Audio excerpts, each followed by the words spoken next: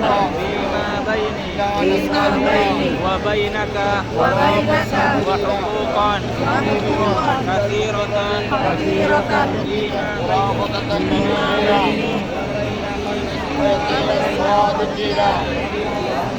اللهم وإخلاص المؤمنين حتى تتوفاني وما ذلك يا أرحم الراحمين.